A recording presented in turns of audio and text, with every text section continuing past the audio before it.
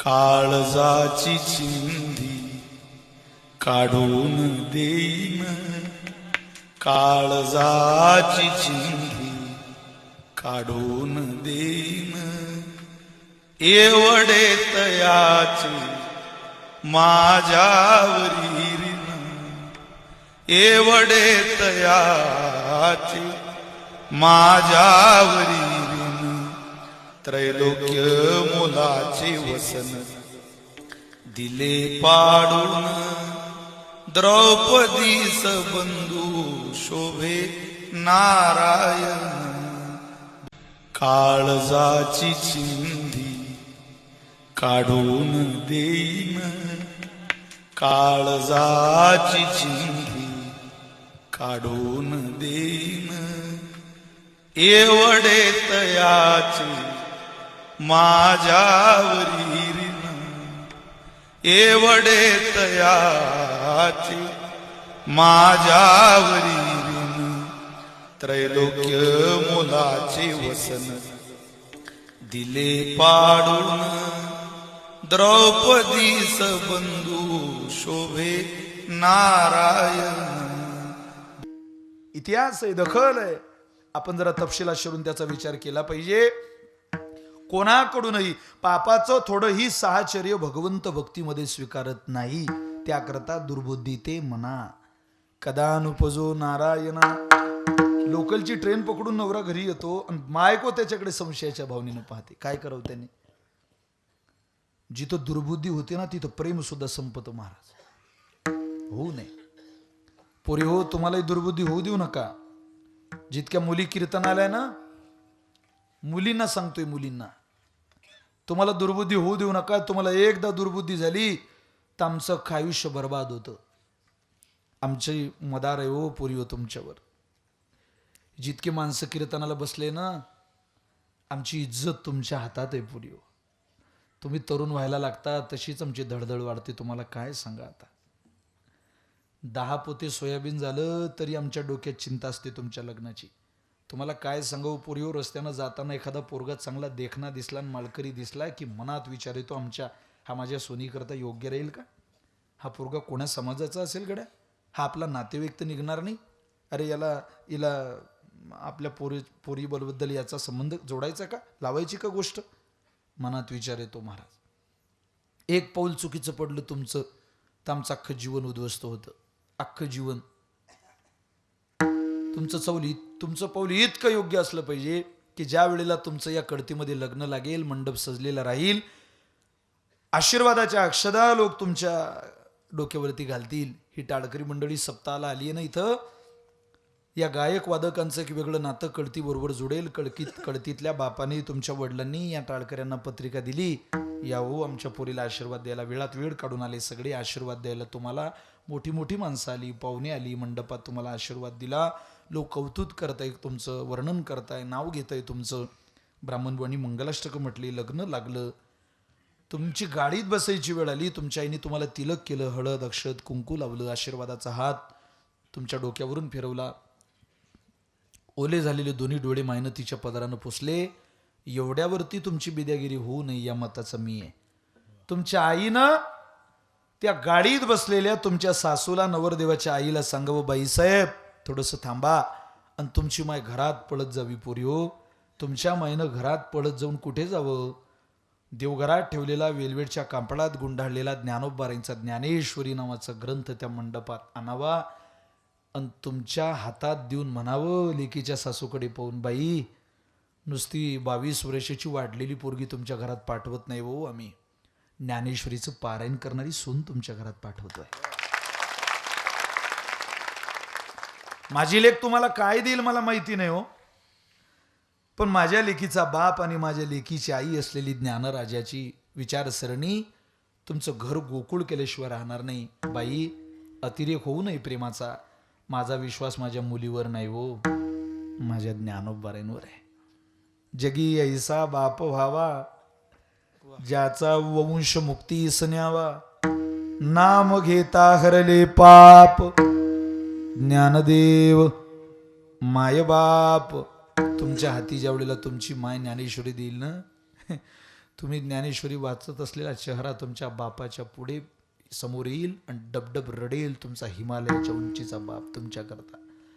ज्या पोरीचा हिमालयाच्या उंचीचा बाप, पर्वतासारखं कठोर हृदय असलेला बाप भर मंडपात रडला, त्या बापाच्या डोळ्यातून अश्रूचे निघालेले थेंब जगातला सगळ्यात मोठा आशीर्वाद असतो पुरीव. तो आशीर्वाद घ्या, रडवा त्या बापाला तुम्ही निघताना.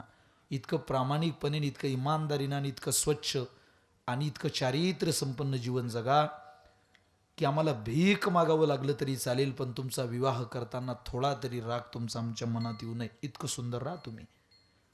प्रार्थना करा त्या परमेश्वराला, कलश रोवणाला, देवा दुर्बुद्धी देऊ नको रे. 200 रुपये रोजानं काम करणारी माय रे माझी, ती कधी कधी मिळतो, नाही तर 2 वाजेपर्यंत राबते रे उन्हात, कष्ट करते ती. आपण काही करोडपती माणसं होतो, अन्य लोकांच्या पुरी पडून जात आहे सामान्य. मला एक गाडीत फोन होता, मी पंढरीनाथ महाराजांना रस्त्याने सांगितलं, रडत होती महाराज माझ्याजवळ एक माय. आज मी नारदाच्या गादीवरून बोलतोय, रडत होती रडत. तिनं मला फोन लावला, महाराज माझी लेक निघून गेली हो. मला सांगितलं नाही हो तिने. त्या पोरीची आई रडत होती ज्यांच्या घरी 55 एकर जमीन आहे, बागायती, आणि ज्याच्यासोबत पोरगी पडून गेली त्याच्या घरावर 7 पत्र आहे.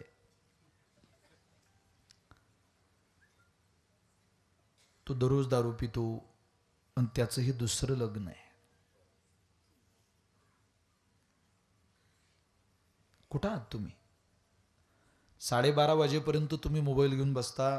बाप म्हणतो अभ्यास करतोय, अभ्यास करते. कसला अभ्यास करतो? तुम्हाला थोडी शरम नाही वाटत आपण आपल्या आईशी, आपल्या बापाशी खोटं बोलतो? माणूस किती चांगला आहे आणि किती नालायक आहे हे स्वतःपेक्षा दुसरं कोणालाच माहिती नसतं महाराज, कोणालाच माहिती नसतं.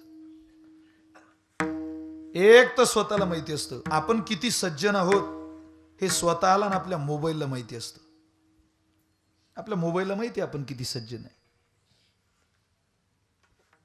कधीतरी त्याचा खोलात विचार जाऊन करा, आपण काय करतोय, किती चुकीच्या दिशेने आपला प्रवास चाललाय.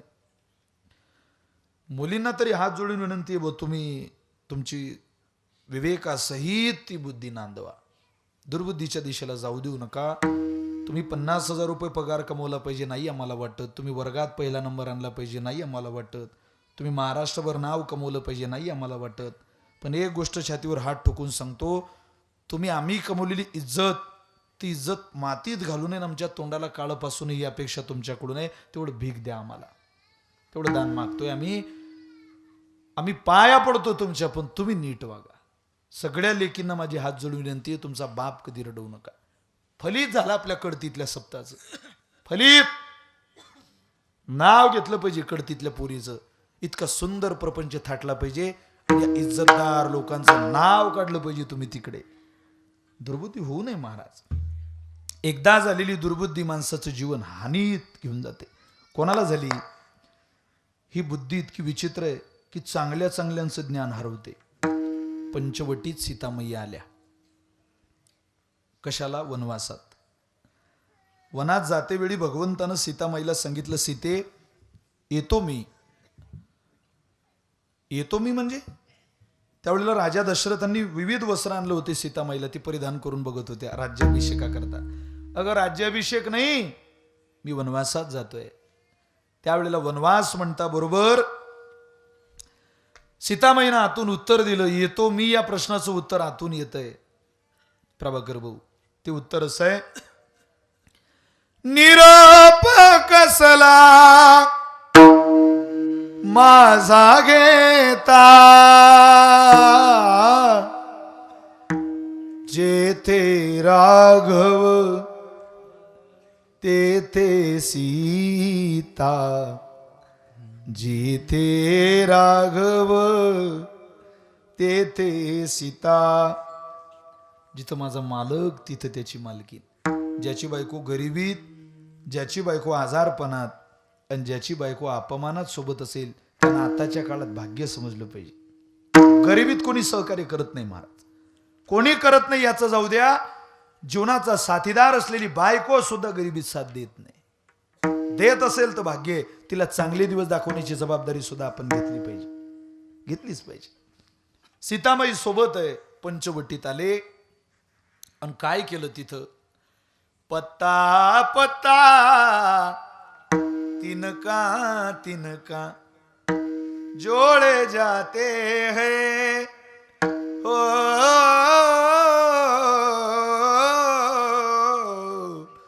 पत्ता पत्ता तिनका तिनका जोड़े जाते हैं महलों के वासी जंगल में कुट्टी बनाते गए. पान पान गोळा केलं. एक राजा के राज दुलारे वन वन फिरते मारे मारे सबके कष्ट मिटाने वाले कष्ट उठाते हैं हो, महलों के वासी जंगल में कुट्टी बनाते हैं. पान पान गोळा केलं, झोपडी बांधली, राहायला लागले तिथं. एकदा फक्त ते हरिण डोळ्यानं पाहिलं. हरिण पहायच्या आदल्या दिवशी तुलसीदासजी सीतामाईची मुलाखत घ्यायला पंचवटीत गेले आणि तिला विचारलं, किती सुखी आहे ग सीते? सीतामाईनं दिलेलं उत्तर आहे, सियाराम म्हणू चरण अनुरागा अवध सहस समापदू प्रिय रागा. मी जितकी अयोध्येत सुखी होती त्याच्या 1000 पटीनं सुखी आहे, खूप सुखी आहे. इतकं सुख माझ्याजवळ आहे. पण ती सीतामाई हरण पाहते आणि हरणाकडे पाहून तिचं ज्ञान हरवलं, दुर्बुद्धी सुचली. काय झालं? तयाचे हासनी दिवा ज्ञानाचा गेला. अवाटली असता बुद्धी. ज्ञान ज्ञानोबरींची ओवी बुद्धीवरची. नुसतं कीर्तन ऐकायचं नाही, कीर्तनकारांनी सांगितलेली प्रमाण, ओव्या, श्लोक कधीतरी ऐकायची सवय लावली पाहिजे आपण. अवाटली असता बुद्धी विषय सुखची परमावधी जीव तैसा उपाधी आवडे लोका. तिला हरण दिसलं आणि ज्ञानोबरांनी ओवी लिहिली. जिथं तिला दुर्बुद्धी सुचली तेव्हापासून एक दिवस सुद्धा सीतामाईच्या जीवनात सोन्याचा सुखाचा निघाला नाही. एक दिवस नाही, एकही नाही. अख्खं जीवन दुःखाच्या खांडीत गेलं. सीतामाईची ही अवस्था असेल कळतीकर, आपल्याला दुर्बुद्धी होऊ देऊ नका हो, नांदू द्या. कधी कोणाचा वाईट विचार करू नये महाराज. सगळ्यांचं चांगलं झालं पाहिजे.